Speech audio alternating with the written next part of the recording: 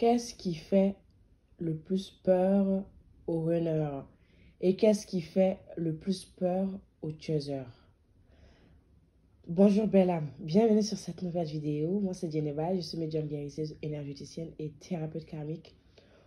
Aujourd'hui, je vais te parler de ce qui fait peur aux runners et ce qui fait peur aux chasers. Pendant que le chaser a peur de disparaître, de mourir, le runner a cependant peur de ne pas exister. Alors, le runner a peur de ne plus exister aux yeux de l'autre, d'être effacé aux yeux de son chaser. Parce que c'est l'une des choses qui lui fait le plus peur au monde. Puisque par sa blessure de rejet, qui fait que le runner ne se sent pas à sa place, ne se sent pas légitime sur Terre, légitime d'exister, de prendre sa place, d'occuper assez d'espace en fait autour de lui. C'est ce qui fait que quand il a l'impression que l'autre est passé à autre chose ou que l'autre est avec quelqu'un d'autre, le runner revient subitement pour venir regarder, vérifier qu'il existe toujours aux yeux de l'autre. Et donc, cette peur qui est inconsciente et qui aussi viennent des mémoires des vies antérieures, des mémoires transgénérationnelles ou des mémoires karmiques. C'est pour ça que la plupart de ces va-et-vient, c'est pour vraiment venir regarder si son existence est toujours d'actualité. Vous allez remarquer qu'il va venir et après, il répare. Donc, l'autre peut penser que c'est parce que c'est le bon moment, c'est parce que enfin, le runner a compris le lien et qu'il revient pour de bon. Alors que, oui, c'est parce que son autre lui manque. Oui, c'est parce que il aime son autre. Mais l'une des fortes raisons, c'est sa peur de disparaître. C'est sa peur de ne plus avoir cette importance aux yeux de l'autre. Puisqu'il sait, le runner sait que l'autre l'aime profondément, de par sa sensibilité, il le ressent aussi. Et le fait qu'il n'a plus ou qu'il ressent plus l'autre sur le plan énergétique, sur le plan spirituel, qu'il ne ressent plus son existence, ça lui fait peur et cela le fait paniquer en fait. Et donc, il revient doucement, parfois doucement, ça va, tu es là.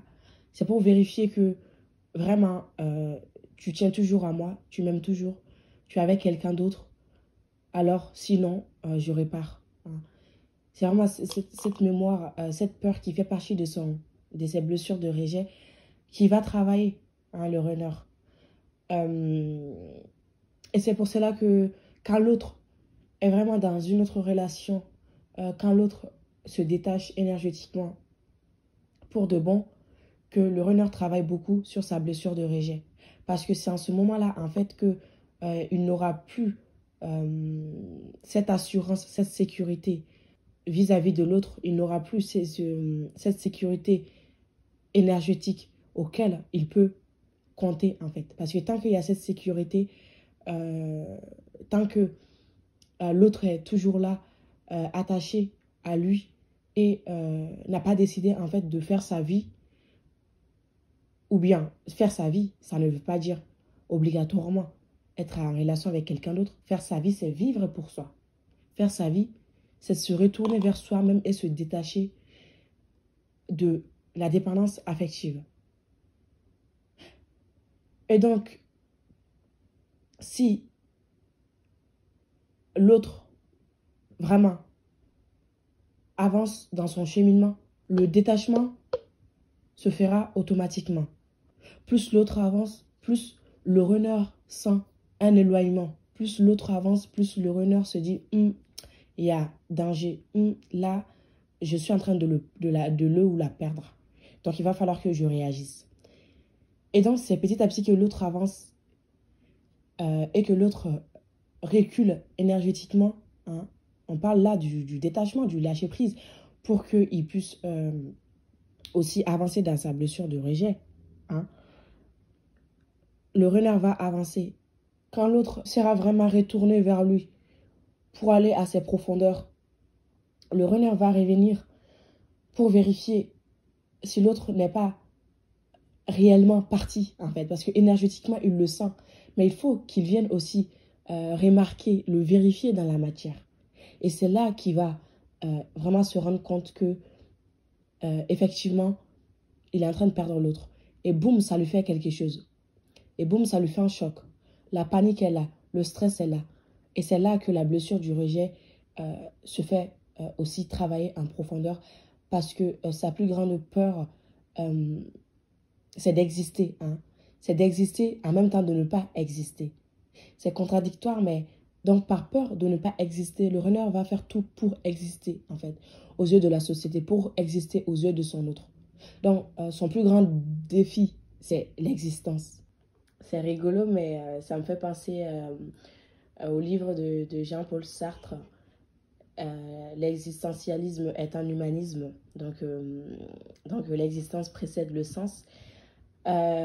Qui pose le sujet fondamental de tout ce qui est existentiel, de notre existence. Hein. Nous sommes avant de devenir, nous ne sommes pas en fait déterminés à devenir quelque chose de fixe. Hein. Donc le runner vraiment a ce problème d'exister, donc il va mettre en place tout un comportement. S'il voit que l'autre s'éloigne, s'il voit que l'autre voit, hein, parce que l'autre voit à travers lui. S'il se rend compte en fait que l'autre a capté son mécanisme d'autoprotection, son mécanisme d'autodéfense en fait, il va immédiatement avoir peur et paniquer parce que il se dit dans sa tête, je suis attrapé. Hein, le runner comme ça, il met en place tout un mécanisme comportemental. C'est pour ça que beaucoup de chasers disent que mon autre est un manipulateur. Beaucoup de chasers ont l'impression que le runner est un manipulateur parce que le runner est très rusé. Hein. On ne va pas se mentir. En fait, c'est inconscient. Il n'arrive même pas parfois à s'en rendre compte. Ça a été un automatisme tellement que ses mémoires sont ancrées en lui et qu'il ne sait plus en fait comment gérer. Hein. Je me rappelle que je prenais des faux selfs quand mon autre était là et que c'était malgré moi. Je rentrais dans une sorte dans un sorte de faux self pour m'autoprotéger. C'est automatique, en fait, ça se fait automatiquement si vraiment on n'est pas arrivé à équilibrer, à s'en rendre compte, on n'en a pas conscience pour le travailler. Mais ces comportements, en fait, qui fait parce qu'il capte que l'autre tombe en quelque sorte dans son jeu, hein, le runner. Il sait que l'autre a une dépendance affective. C'est inconscient, bien sûr, mais parfois, il a des comportements manipulateurs ou manipulatrices. Il va voilà, utiliser des prétextes, rentrer dans des masques pour faire tromper l'autre. L'autre le voit. Mais puisque l'autre aussi a une dépendance affective, il ne se fait pas confiance. Hein. Il a un mal-être. Donc, ce que lui, il veut rentrer en contact avec son runner. Donc, il ne met pas un frein, il ne met pas un stop. C'est ce qui fait que voilà, il se sent toujours blessé parce que le runner fait toujours le contraire de ce qu'il dit, pour la plupart du cas. Alors, je parle vraiment des runners qui sont pas éveillés, qui n'en ont pas conscience parce que il faut savoir que le runner a vraiment une souffrance profonde. Je vais en venir dans une autre vidéo. Mais tous ces comportements lui font souffrir. Et voilà. Donc, c'est vraiment pour vous permettre de comprendre l'autre et d'entrer dans une compassion envers l'autre, de comprendre ses mécanismes pour vous aussi vous aider. Mais voilà. Donc, ça, c'est la peur fondamentale du runner. Il y a une autre peur. Donc, le runner a peur que l'autre capte toutes ces informations. C'est-à-dire que l'autre voit dans le runner, l'autre voit en lui. Donc, ça lui fait perdre ses moyens. Parce que lui, il aime avoir le contrôle sur lui-même, sur ses émotions, sur ses ressentis. Et si l'autre arrive à savoir ce qui trame dans sa tête, ses pensées, ses intentions, bah, ça le déstabilise en quelque sorte. C'est la déstabilisation totale. Le runner a peur qu'on arrive à le démasquer, en fait, totalement. Et le chaser est la seule personne qui arrive à faire cela et à produire de telles intensités au niveau émotionnel chez le runner que le runner même n'arrive pas à comprendre, puisque personne, je dis bien personne, n'arrive à le mettre dans tel état émotionnel qu'est son chaser en fait. Et le chaser le voit bien dans son jeu, capte toutes ses intentions. Et le runner n'aime pas ça. Lui, il aime se cacher, avoir le contrôle, se faire croire que voilà, c'est lui qui... Il a le contrôle de la situation, en fait. Le chaser aime contrôler et le runner aime garder le contrôle. L'autre essaie d'attraper le runner et le runner ne veut pas se faire attraper. Donc, ça fait que il y a des incompréhensions. Il y a des incompréhensions. L'autre essaie de mettre les mains sur les émotions du runner, mais le runner essaie de fuir ses émotions. Hein. Le runner essaie de masquer, de ne pas montrer qui il est réellement. Hein. Le runner a peur que l'autre sache qui il est réellement, sache qu'il est un être vulnérable, un être sensible, un être empathique, un être avec des défauts et des blessures, des failles. Hein. Chaque être humain a ça. Mais le runner masque ses émotions alors qu'il souffre profondément, alors qu'il a mal. Il préfère mourir que de parler. Hein. Le silence est l'un des moyens qui le détruit au plus profond de son être, mais qui n'arrive pas à briser pour s'exprimer. Le runner a un problème d'expression de lui-même. Il a un problème avec ses émotions. C'est ce qui fait qu'il adopte tous ces comportements dysfonctionnels qui sont devenus une habitude, en même temps inconscient, mais qui n'arrive pas à gérer, qui n'arrive pas à s'en défaire, même s'il en a envie. C'est automatique. Et je vous donne un exemple. Quand j'étais un jour en face de mon autre, mon être véritable était là. Hein, mais automatiquement, je suis rentrée dans mes mécanismes de protection et à prendre le faux self quand nos deux yeux se sont croisés et que j'ai vu à travers ses yeux qui voyaient à travers moi. C'est-à-dire qu'il me voyait tout nu. C'est une sensation qu'on ne peut pas expliquer. C'est nous qui le ressentons et que l'autre a su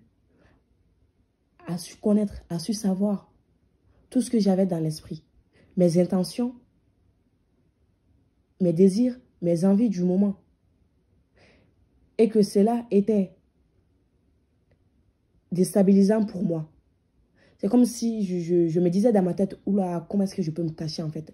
Je cherchais à côté où est-ce que je peux me cacher parce que j'avais l'impression qu'il m'a mis tout nu. Et maintenant je suis vulnérable en fait. Comment est-ce que je peux me masquer? Là, j'ai plus de moyens en fait. Et donc, c'est vraiment pour vous donner un exemple de comment ces peurs, ces blessures, ces comportements bloquent en fait le runner. Maintenant, on va en revenir au chaser. Donc, je parle beaucoup du runner plus que du chaser, vous allez le remarquer. Dans toutes mes vidéos, c'est parce que je suis runner, moi, et que, voilà, mieux vous parler de l'expérience que de quelque chose qu'on n'a pas vécu. Je peux parler parce que je le suis et que j'ai des ressentis et que je l'ai vécu et que je suis moi-même runner. Hein. Ça peut vous permettre de comprendre votre autre aussi qui est runner. Donc, je peux parler du chaser en fonction de mon autre et en fonction de mes consultations. Hein. Donc, le chaser, lui, a peur de mourir. Hein. Le chaser a peur de la mort hein, parce que la mort signifie pour lui la fin. Et comme on le dit, il n'y a pas de fin dans, dans l'assiette du chaser. Hein. Le chaser accumule hein, par peur de manquer. Puisqu'il a cette blessure, quand on a cette blessure d'abandon, puisque quand on a cette blessure d'abandon, on a peur de la solitude. Et la solitude équivaut à la mort. Parce que quand le chaser se retrouve seul, je parle vraiment des chasers qui n'ont pas fait un travail assez avancé, qui sont en début, milieu du parcours, qui, voilà. Mais la plupart des chasers ont la peur de la solitude, contrairement aux runners qui peut faire des centaines, des milliers de jours enfermés. Il s'en fout. Hein, le runner, il peut vivre seul, il s'en fout, loin des autres, dans le forêt, sur la montagne. Le runner fait tout seul, hein, à peu près. Voilà, le runner, quand il est équilibré, vous allez remarquer qu'il s'en fout des gens complètement. Parce que les gens, c'est pas son truc. C'est pas son truc. Il aime pas se faire entourer. Contrairement aux chasers qui aiment beaucoup se faire entourer, qui comptent sur le regard des autres, sur des gens. Donc, si on ne lui porte plus attention, en fait, au chaser, il a l'impression de mourir, en fait. Il va revivre cette blessure d'abandon qui est d'être abandonné, de rester seul. Ce qui fait que dans la relation, il revient sans cesse vers son autre. Il envoie beaucoup de fois des messages à son autre parce que, en fait, comme il a cette blessure d'abandon et qu'il il a peur d'abandonner aussi. Hein. Quand on a la blessure d'abandon, on a peur d'abandonner quelqu'un. Donc, s'il ne parle pas à son autre, en fait, il a l'impression qu'il abandonne l'autre. Donc, ce qui fait que ça se revient dans la discussion et que même s'il leur dit ne me parle plus jamais, on ne sera plus ensemble, laisse-moi tranquille, il fait immédiatement marche arrière, il regrette ses propos parce qu'il il va se sentir abandonné, mais aussi se sentir qu'il a abandonné l'autre. Et cette peur de mourir provient aussi des mémoires passées, des mémoires des vies antérieures, des mémoires transgénérationnelles, mémoires karmiques, tout est vraiment mélangé, qui fait que le chaser a peur que son autre ne soit plus en vie, en fait. Beaucoup de chasers ont l'impression qu'ils perdent l'autre ou qu'ils ont perdu l'autre, ont cette sensation dans la plupart de mes consultations. Je remarque que beaucoup de chasers ont déjà fait des rêves où c'est leur autre qui mourait, où ils ont perdu l'autre, que ce soit dans un accident ou voilà, mort naturelle, ou des chasers qui me répètent sans cesse j'ai peur que l'autre meure, j'ai peur qu'il ne soit plus là.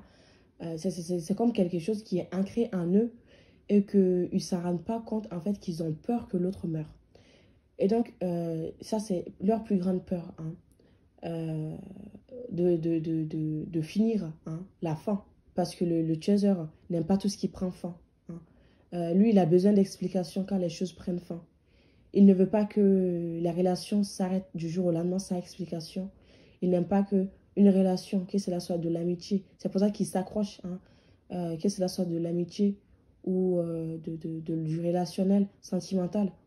Euh, il n'aime pas tout ce qui est fin. Même quand il y a des soirées, il y a des sorties, quand les choses prennent fin en général, ils n'aiment pas ça parce qu'ils ont l'impression que ils vont se retrouver seuls encore.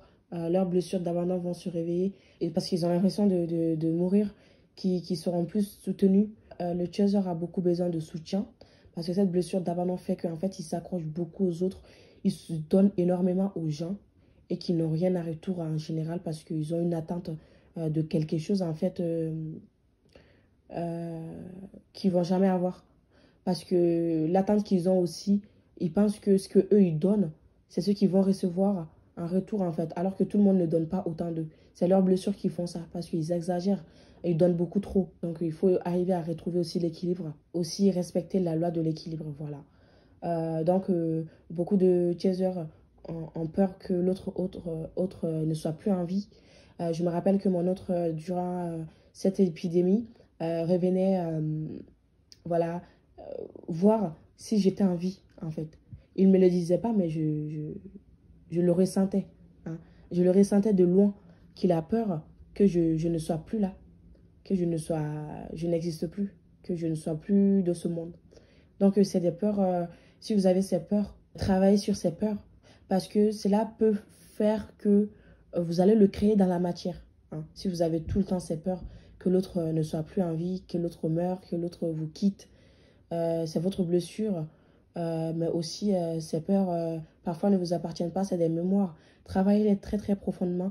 Allez-y, ressourcer d'où est-ce que ça vient, est-ce que c'est dans une autre vie, dans une vie intérieure. Allez-y, ressourcer cette mémoire et travaillez, reprogrammez votre cerveau positivement. Parce que je sais que je remarque aussi, c'est que beaucoup de chasers perdent leur autre. Hein. Je, je, je, je remarque qu'il y a beaucoup voilà, de choses qui arrivent comme ça, mais ça ne rend pas compte qu'ils le créent en fait et qu'ils créent dans la matière, ils attirent à eux en fait ce qu'ils vivent. N'ayez pas peur, hein, l'autre est là, euh, l'autre sera toujours là, vous serez toujours liés, mes belles âmes. Hein. Donc j'espère que cette vidéo vous aura plu. N'hésitez pas à laisser un like, à commenter aussi. Hein. Et si vous avez besoin d'une prise de rendez-vous, il y a mon numéro dans la barre de commentaires. Retrouvez-moi aussi sur tous mes réseaux sociaux. Je vais bientôt faire un live où vous allez me poser toutes vos questions. Ça sera sur Instagram. Si vous n'avez pas Instagram, installez Instagram. Je vais programmer un live. Donc, je vais vous le redire. Mais ajoutez-moi dès maintenant sur mes réseaux sociaux. Et rejoignez mon groupe Facebook Flamme Jumelle vers la Réunion. Donc, je vous dis à très bientôt pour une nouvelle vidéo.